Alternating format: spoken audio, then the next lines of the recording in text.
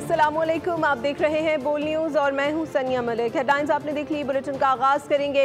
अपनी ही हुकूमत के फैसले पर सवालात उठा दिए। स्पीकर और चेयरमैन सेनेट की मराद पर ख्वाजा आसिफ ने खुलकर इजहार नापसंदीदगी किया। कहा, स्पीकर और चेयरमैन सेनेट की माली मराद में इजाफा माली फहाशी के जुमरे में आता है। आम आदमी की जिंदगी को जहन में रखें, हमारी इज्जत आबरू इस ही की मरहून मिन्नत है।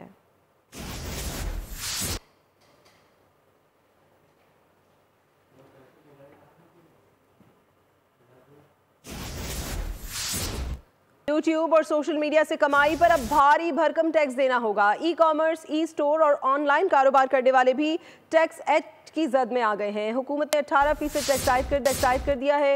ई कॉमर्स एक्सपर्ट ने एक्ट को फ्रीलांसर्स के साथ नाइंसाफी करार दे दिया है। 6 साल की खुशहाली बर्दाश्त न हो सकी। हुकूमत ने आओ देखा न ताओ ई कॉमर्स और सोशल मीडिया वालों पर टैक्स बम गिरा दिया। हुकूमत ने सोशल मीडिया और फ्रीलांसर्स के साथ मोए कर दिया।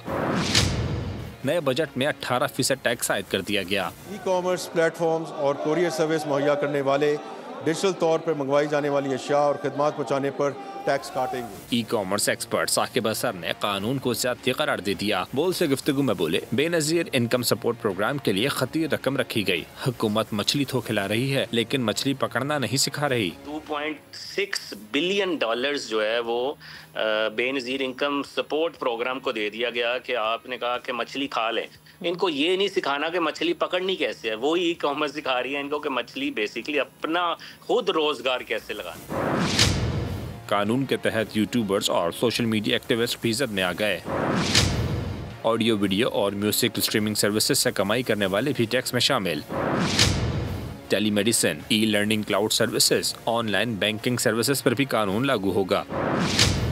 ई कॉमर्स, ई स्टोर और ऑनलाइन मार्केट भी टैक्स एक्ट की जद में आ गई।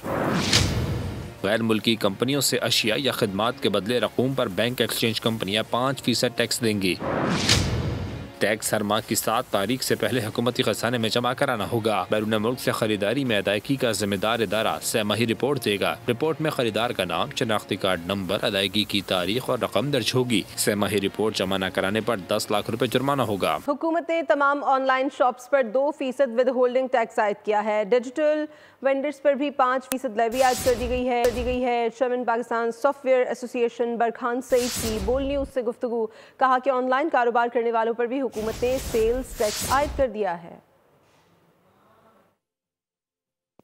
तमाम डिजिटल वेंडर जो कि वेबसाइट्स बेचते हैं या मोबाइल एप्लीकेशन बेचते हैं, क्लाउड स्ट्रीमिंग, ई कोर्सेज, ई लर्निंग कोर्सेज बेचते हैं, उनके ऊपर 5% लेवी है। अब ये ना इनकम टैक्स है ना ये सेल्स टैक्स है, ये 5% लेवी है जो भी ऑनलाइन पेमेंट कलेक्ट करेगा वो उनको काट के ये पैसे देगा। अभी सिर्फ जो क्लोथिंग, ज्वेलरी और नॉन एसेंशियल आइटम्स हैं उन पे सेल्स टैक्स का पता है। जो खाने की आइटम हैं या जो एसेंशियल आइटम्स हैं जिन पे जल्दी सेल्स टैक्स नहीं होता, उसके बारे में अभी क्लैरिटी नहीं है। तमाम ऑनलाइन शॉप्स जो हैं उनको 2% विद होल्डिंग टैक्स जो भी कहीं से भी आएगा, जिस तरह जैज़ कैश, इजी पैसा, कोई भी पेमेंट गेटवे से जो पैसे उनको आएंगे उस पे 2%, 1 से 2% उनको विद होल्डिंग टैक्स उनका काट लिया जाएगा। इसके लिए जैज़ कैश और इजी पैसा जब भी कोई मैकेनिज्म बनाएंगे तो ये इम्प्लीमेंट हो जाएगा फौरन। तनख्वाहदार तबके को जितना रिलीफ दे सकते थे दे दिया। तनख्वाहदारों को रिलीफ मालियाती गुंजाइश के मुताबिक ही दिया जा सकता है। वजीर खजाना मोहम्मद औरंगजेब की पोस्ट बजट प्रेस कॉन्फ्रेंस। कहा कि बिजली के बिलों पर कोई इजाफी सरचार्ज नहीं लगाया जा रहा। हुकूमत जो भी रिलीफ दे रही है कर्जे लेकर दे रही है। हमने अखराजात को बहुत कम बढ़ाया है, जितनी चादर होगी उतने ही पैर फैलाने होंगे। खाद और ज़रूरी दवाओं पर इजाफी टैक्स लगाना था लेकिन वो फैसला वज़ीर आज़म की हिदायत पर वापस ले लिया। कर्जे लेकर रिलीफ अखराजात न होने के बराबर। वजीर खजाना की दावों से भरपूर post budget press conference. Mohammad Aurangzeb ने कहा कि तनख्वाहदार तबके को जितना रिलीफ दे सकते थे दे दिया। तनख्वाहदारों को रिलीफ मालियाती गुंजाइश के मुताबिक ही दिया जा सकता है। बिजली के बिलों पर कोई इजाफी सरचार्ज नहीं लगाया जा रहा। हुकूमत जो भी रिलीफ दे रही है कर्जे लेकर दे रही है। हमने पिछले साल एज यू नो कि हमने कितनी तनख्वाहें बढ़ाई थी, इस साल क्या उसका जिक्र ही हुआ।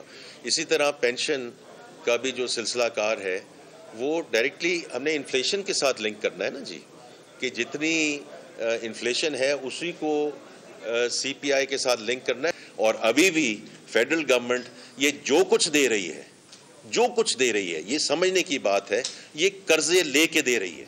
वजीर खजाना ने कहा कि हमने अखराजात को बहुत कम बढ़ाया है, जितनी चादर होगी उतने ही पैर फैलाने होंगे। टैरिफ रिफॉर्म्स के लिए प्रोटेक्टेड रिजीम तब्दील करना होगी, इसे 4% से ज्यादा कमी की तरफ लेकर जाएंगे। कुछ अखराजात हमने बढ़ाए हैं बिकॉज उनकी इस वक्त मुल्क को ज़रूरत है। अगर जितनी चादर है उसी के मुताबिक हमने आगे चलना है ना, it's as simple as that. वजीर खजाना का मजीद कहना था कि जब हम बैनुल अक़वामी इदारों से बात कर रहे थे तो वो बात मानने को तैयार नहीं थे। खाद और ज़रूरी दवाओं पर इजाफी टैक्स लगाना था, लेकिन वो फैसला वजीर आज़म की हिदायत पर वापस ले लिया। टैक्सेस के बारे में हक़ाइक़ छुपाने की कोशिश, सहाफ़ियों का हुकूमत के रवैये के खिलाफ भरपूर एहतजाज। वजीर खजाना मोहम्मद औरंगज़ेब की पोस्ट बजट प्रेस कॉन्फ्रेंस का बायकॉट।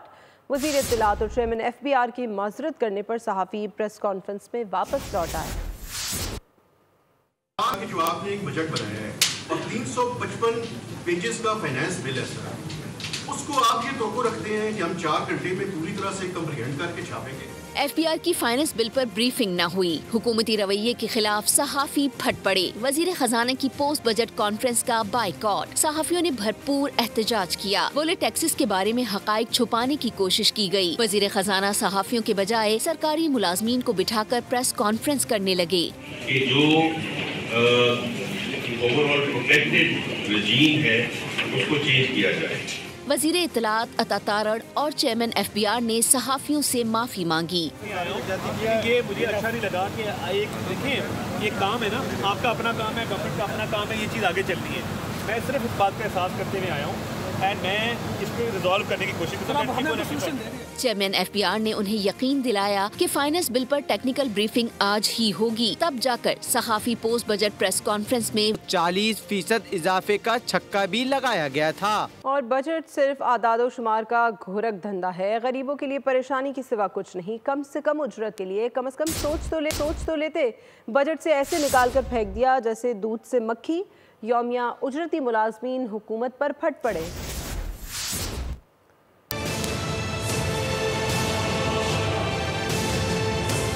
है तल्ख बहुत बंदाए मजदूर के औकात, मजदूरों के लिए रूह और जिस्म का रिश्ता बहाल रखना मुहाल। बजट में भी गरीब का इस्तेहसाल, हुकूमत का कम से कम उजरत न बढ़ाने का फैसला। मेहनतकश तबका इंतहाई मायूस। मजदूरों का कहना है कि बजट में अशराफिया के लिए मराहत और गरीबों के लिए सिर्फ मुश्किलात हैं। गरीब आवाम में हम मेडिकल की पूरी दवाइयाँ नहीं खरीद सकते। कहते हैं जो हर चीज़ सस्ती होनी चाहिए, 400 रुपये दिहाड़ी है, हम बिजली का बिल भरें, क्या करें, बिजली का बिल महंगा हो रहा है, बिजली इतनी चल रही नहीं है। खुदा के लिए 77 सालों में आपने जिनको नवाजा बहुत नवाजी, अब आवाम के लिए कुछ करें। बिजली पेट्रोल की कीमतें बढ़ाई जा रही हैं, गरीबों के पास जो था वो भी छीन लिया। पहले ही जीना दूभर हो चुका। यौमिया उजरती मुलाजमीन फट पड़े। ये जो भी रिलीफ मिल रहा है अमीरों को मिल रहा है।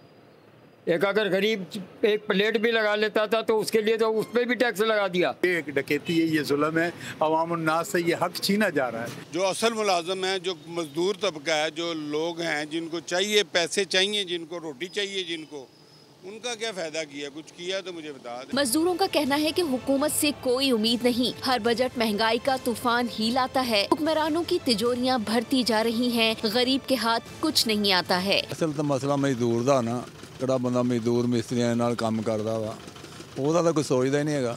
तनख्वाहदार तबके की तनख्वाहें बढ़ा दी गई हैं, गुरबा को क्या दिया गया है, जो पहले था वो भी छीन लिया गया है। मेहनतकश ख्वाब भी देखते हैं और ताबीरों का ताक़ुब भी करते हैं, लेकिन गरीब मजदूरों का कोई ख्वाब शर्मिंदाए ताबीर नहीं होता।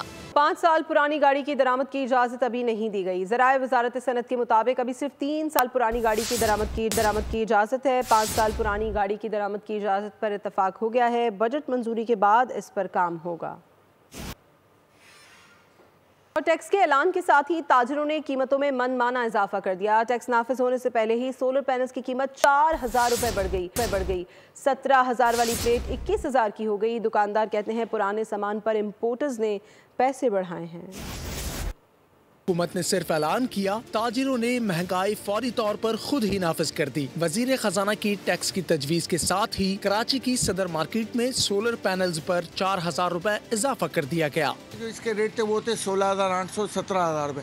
अभी जब से ये टैक्स लगा ना, तकरीबन एक पैनल पे 4,500 रुपए बढ़ गए पर पैनल पे। बोल के नुमाइंदे कफील अहमद ने सवाल उठाया कि अभी तो बजट नाफिज भी नहीं हुआ, पुराने सामान की इम्पोर्ट पर टैक्स कैसे लग गया? तो दुकानदारों ने मलबा इम्पोर्टर्स पर डाल दिया। ये रेट बढ़ भी गया, आगे इम्पोर्टरों ने रेट भी बढ़ा दिए, ग्रुप में मैसेज भी चल गया और न्यूज़ भी आ गई है। तो 2-3 दिन से जब से ये चल रही थी ना कहानी की हुकूमत इस पर टैक्स लगाएगी, तो आगे से इम्पोर्टरों ने भी माल रोक दिया। लाहौर के ताजिर टैक्स बढ़ाने पर हुकूमत पर बरस पड़े। बोल के नुमाइंदे अब्दुर्रहमान मार्केट पहुँचे तो ताजिरों ने कहा टैक्स से सेल कम होगी, पैनल्स पर 3 से 4,000 रुपए बढ़ जाएंगे। टैक्स की वजह से खरीदारी पे कमी होगी और डेफिनेटली जो है ये कस्टमर पे फ़र्क पड़ेगा। तो 18% टैक्स लगा है जिसकी वजह से कीमतें खरीद नहीं कस्टमर बढ़ सकता। ऐवान में पेश की गई बजट तजावीज़ में सोलर पैनल्स पर 18% टैक्स लगाने का ऐलान किया गया है। उधर लाड़काना की मोबाइल मार्केट के ताजिरों ने बजट को यकसर मुस्तरद कर दिया। दुकानदारों का कहना है कि अवाम की कुव्वत खरीद न होने के बायस पहले ही सूरत हाल अबतर है, कारोबार तकरीबन खत्म हो चुका है। मजीद टैक्सेस लगने से मोबाइल फ़ोन की कीमतें और बढ़ जाएंगी। हुकूमत फैसले पर नजरसानी करे। मोबाइल पहले से ही जो है कारोबार डाउन हो गया है, ऊपर से ये टैक्स लगा रहे हैं। आप देख रहे हो एक भी कस्टमर नहीं है, लोग घर चलाएं या मोबाइल लें। मोबाइल लेते थे पहले सस्ता था, अभी जो है 25% टैक्स लगा हुआ है। 1 लाख वाला 1,25,000 में हो गया है। पहले बहुत अच्छा कारोबार होता था, लेकिन अभी कारोबार की हालत आप खुद देख रहे हैं कि आपको ग्राहक नज़र नहीं आएगा। तो वैसे जैसे ये टैक्स लगाएंगे वैसे तो इंडस्ट्री जो है ना मोबाइल मार्केट की बिल्कुल ज़ीरो और तबाह हो जाएगी। ऊपर से पीटीए का इशू आ रहा है, पीटीए से मोबाइल बंद हो रही है, उस पर टैक्स हो रही है। ऐसे तो कस्टमर ख़राब हो जाते हैं। पीटीए का टैक्स लगा हुआ है, महंगाई बढ़ गई है, अभी तो कस्टमर आपको नहीं दिख रहा है मार्केट में। रिटेलर्स या होलसेलर्स से टैक्स हासिल करने के लिए बस यही रह गया है कि पुलिस या फौज भिजवा दें। मोहम्मद औरंगजेब की पोस्ट बजट प्रेस कॉन्फ्रेंस कहा कि 2 करोड़ नौकरियां देने का नहीं कह सकता। नौकरियां देने में निजी शोबा लीड करे। सनतों को इतना मजबूत होना होगा कि वो एक्सपोर्ट कर सकें। यूरो बॉन्ड्स की 500 मिलियन की पेमेंट की पहली किस्त इस साल आनी है, इसके लिए हम तैयार हैं। पूरी कोशिश है कि पैंडा बॉन्ड्स पर भी काम कर लें। ये ना आप बात करें कि हम 1 करोड़ नौकरियां दे देंगे, 2 करोड़ नौकरियां दे देंगे। Private sector has to lead this country, so we have to provide that enabling environment.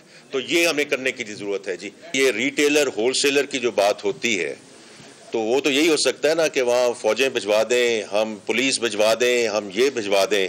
Exporters के लिए हमने रॉ मटेरियल और इंटरमीडिएटरी गुड्स को कम करना है ताकि स्पेसिफिक एडवांटेज मिल सके। Not only in textiles, every single industry which is going to be exporting inshallah going forward. Inshallah हमारी जो पहली किस्त अब आनी है यूरो बॉन्ड की पेमेंट की, वो सितंबर इस साल है। वो $500 मिलियन की है। We are absolutely prepared, ready and willing to pay that money. We are ready with respect to ये सारी हमारा जो एक्सटर्नल फाइनेंस है उसमें बिल्कुल कवर्ड है। पाकिस्तान स्टॉक एक्सचेंज में नई तारीख रकम। ट्रेडिंग के दौरान हिस्सेस बाजार में जबरदस्त तेजी रही। एक ही दिन में 100 इंडेक्स 1,23,000 और 24,000 की हदें अबूर कर गया। नया बजट आने के बाद सरमायाकार पुरएतमाद। पाकिस्तान स्टॉक मार्केट की नई परवाज। हिस्सेस बाजार में तेजी का रुझान रहा।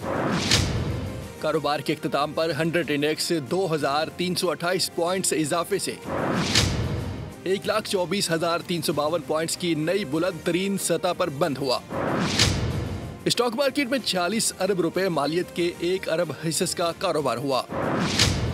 282 कंपनीज के हिस्सेस में इजाफा, 157 कंपनियों के हिस्सेस में कमी रिकॉर्ड की गई। हुकूमत सिंध नया बजट 13 जून को सिंध असम्बली में पेश करेगी। 57 सूबाई महकमों और खुद मुख्तार इदारों का तरक्याती बजट 600 अरब रुपए का होगा। डेवलपमेंट कमेटी ने मंजूरी दे दी है। वर्क्स एंड सर्विसेज के लिए 1 खरब 39 अरब रुपए, ज़राअत के लिए 13 अरब, स्कूल एजुकेशन 8 अरब, जंगलात 4 अरब और महकमा सेहत के लिए 51 अरब रुपए मुख्तस होंगे। सनत 4 अरब, आबपाशी 96 अरब, बल्दियात 13 अरब, मनसूबाबंदी के लिए 16 अरब रुपए रखने की तजवीज़ है। महकमा सोशल प्रोटेक्शन का 12 अरब, इंसानी हुकूक 13 करोड़ रुपए, महकमा इत्तलात का 27 करोड़ रुपए का बजट रखने की तजवीज़ है। पाले वाली वफ्द के सरबराह बिलावल भुट्टो की क़यादत में पाकिस्तानी वफ्द ब्रसल्स पहुंच गया है। सेनेटर शरी रहमान कहती हैं, भारत ने पाकिस्तान के खिलाफ जो बयानिया बनाया उसका हमने सिफारती सतह पर भरपूर मुकाबला किया है, हमें हर जगह पजीराई मिली। बिलावल भुट्टो ने पाकिस्तान का मुकदमा बहुत मौसर अंदाज में लड़ा।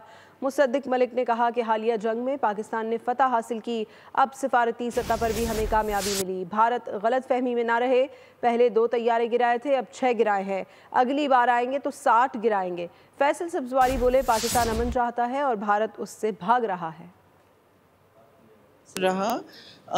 एक पाकिस्तान के ख़िलाफ़ बहुतान का बयानिया बनाया गया है, ना सिर्फ उसका सामना किया और लेकिन पूरे डेलीगेशन ने बशमूल और ख़ास तौर से चेयरमैन बिलावल भुट्टो ज़रदारी जो हेड ऑफ़ डेलीगेशन है, उन्होंने काफ़ी हर मैं समझती हूँ मोड़ पे पाकिस्तान का मुकदमा बहुत मौसर और ठोस तरीके से लड़ा। जिस तरह की हमें कामयाबी इस मरतबा हुई है, पाकिस्तान की तारीख में हमें कभी सफारती सतह पे इस तरह की कामयाबी इससे पहले नहीं हुई। पाकिस्तान अमन की बात इस वजह से नहीं कर रहा कि कमज़ोर है, पहले 2 जहाज़ गिराए थे, अब के 6 गिराएं, दोबारा आएंगे 60 गिराएंगे। पाकिस्तान अमन की दावत दे रहा है। पाकिस्तान चाहता है कि भारत और पाकिस्तान के दरमियान खुदा न खास्ता आइंदा भी जंग का माहौल ना हो और कोई मसाइल आएँ, चपकलिश हो तो दोनों ममालिक आपस में बात कर सकें, या फिर कोई दरमियान में कोई और मुल्क बैठे मीडिएशन हो, या फिर कोई ट्राइलेटरल या मल्टीलेटरल किस्म का फोरम बने। भारत अभी तक इससे भाग रहा है। कराची में सेफ सिटी प्रोजेक्ट के कैमरों ने पुलिस से डेटा शेयरिंग शुरू कर दी है। कैमरे की फराहम करदा फुटेज की बुनियाद पर पहला मुकदमा दर्ज कर लिया गया। DG safe city Asif Ejaz Sheikh ने कहा कि फुटेज में एक कार पर जाली नंबर प्लेट की निशानदही की गई। मुलजिम के खिलाफ थाना आरामबाग में मुकदमा दर्ज किया गया है। जाली नंबर प्लेट्स, चोरी शुदा गाड़ियों की निशानदही की जा रही है। वज़ीर आला सिंध के अहकाम के बाद डेटा पुलिस के साथ शेयर किया जा रहा है। और अब जिक्र खेल का कर लेते हैं। आईसीसी ने T20 प्लेयर्स की नई रैंकिंग जारी कर दी है। ताज़ा तरीन रैंकिंग के मुताबिक ट्रेविस हेड का पहला नंबर है, अभिषेक शर्मा दूसरे नंबर पर आ गए हैं, बाबर आजम 12वें, मोहम्मद रिजवान 13वें नंबर पर मौजूद हैं। बॉलर्स रैंकिंग में जैकब डेफी की पहली पोजीशन बरकरार है। इंग्लैंड के आदिल रशीद दूसरे नंबर पर आ गए। टॉप T20 बॉलर्स में पाकिस्तान का कोई खिलाड़ी शामिल नहीं। हारिस रऊफ की 19वीं और अब्बास आफरीदी की 20वीं पोजीशन है। T20 ऑलराउंडर्स रैंकिंग में हार्दिक पांड्या की पहली पोजीशन बरकरार है।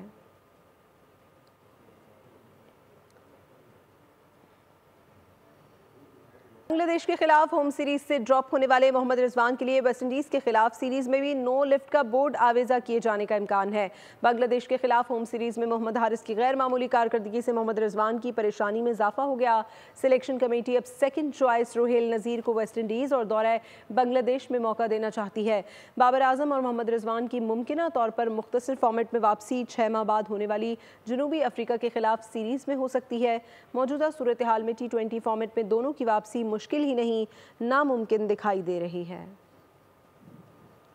और वेस्ट इंडियन क्रिकेटर निकोलस पॉन्ड की रिटायरमेंट पर टीम के कोच डैरेन सेमी ने अपना रद्द-ए-अमल दे दिया। मशहूर वेबसाइट के मुताबिक डैरेन सेमी ने कहा कि पॉन्ड की रिटायरमेंट एक धचका है जिससे मुरत्तिब होने वाले असरात देर तक मुल्की क्रिकेट को मुतासर करेंगे। उनका मजीद कहना था कि वेस्ट इंडियन क्रिकेट के लिए सूरत हाल बहुत ज़्यादा खुशगवार नहीं है। मजीद कई क्रिकेटर्स इंटरनेशनल क्रिकेट से राहें जुदा कर सकते हैं, जिससे पैदा होने वाली सिचुएशन संभालने का उनके पास कोई ऑप्शन नहीं है। वेस्ट इंडियन क्रिकेटर निकोलस पॉन्ड की रिटायरमेंट पर टीम के कोच डैरेन सेमी ने अपना रद्द-ए-अमल दे दिया है। और टेस्ट चैंपियनशिप के फाइनल में पहले दिन के अख्ताम पर जनूबी अफ्रीका ने पहली इनिंग्स में 4 विकेटों पर 43 रन बना लिए। पहली इनिंग्स की बुनियाद पर 169 रन का खसारा अभी बाकी है। लॉर्ड्स में जारी फाइनल में पहले बैटिंग करते हुए ऑस्ट्रेलियाई टीम 212 रन बनाकर आउट हो गई। वेबस्टर 72 रन बनाकर नुमाया रहे। स्टीवन स्मिथ ने 66 रन की इनिंग्स खेली। रबादा ने 5, मार्को जेनसन ने 3 शिकार किए। प्रोटीज की पहली इनिंग्स में मिचेल स्टार्क ने 2, पैट कमिंस और जोश हेजलवुड ने 1-1 विकेट हासिल की।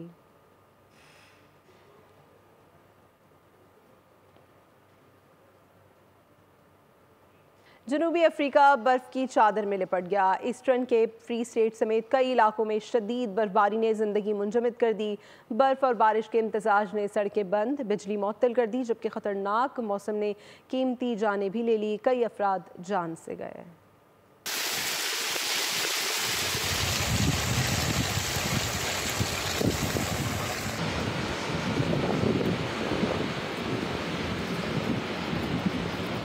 चेयरमैन मोहम्मद अली रंधावा की ज़ेर सदारत CDA हेडक्वार्टर्स में अहम इजलास हुआ। चेयरमैन ने DG रिकवरी को वाजिबात की वसूली के लिए प्लान ऑफ एक्शन बनाने की हिदायत की। नादहिंदगान की प्रॉपर्टीज़ की अलॉटमेंट मनसूखी का फैसला भी किया गया है। वफाकी दारुल हुकूमत के मुख्तलिफ सेक्टर से तजावुज़ात के खात्मे और तरक्याती कामों में तेज़ी की हिदायत जारी की गई हैं। ब्लू एरिया और कैपिटल फूड स्ट्रीट को जल्द फाल करने, कब्रिस्तानों की बेहतर देखभाल और सिक्योरिटी के लिए जामे इक़दाम का फैसला किया गया है। चेयरमैन का कहना था कि CDA इस्लामाबाद को एक मिसाली शहर बनाने के लिए तमाम वसाइल बरूए कार ला रहा है।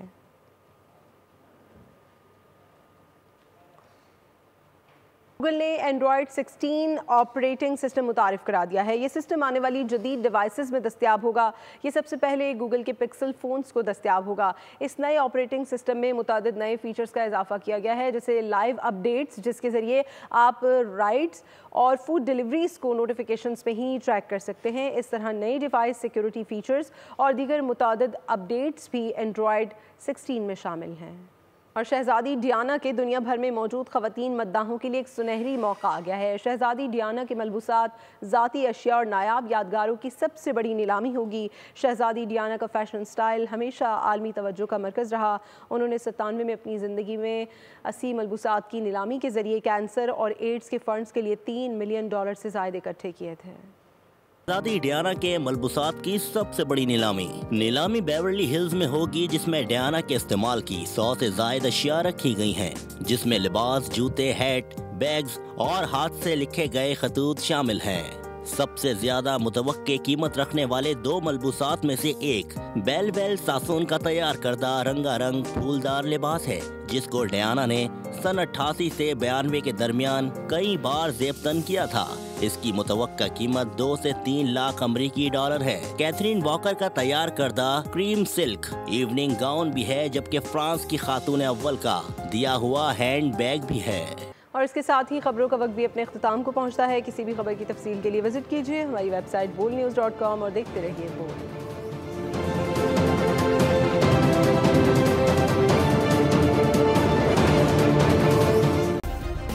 सब्सक्राइब करें और बेल दबाएं ताकि कोई खबर रह न जाए।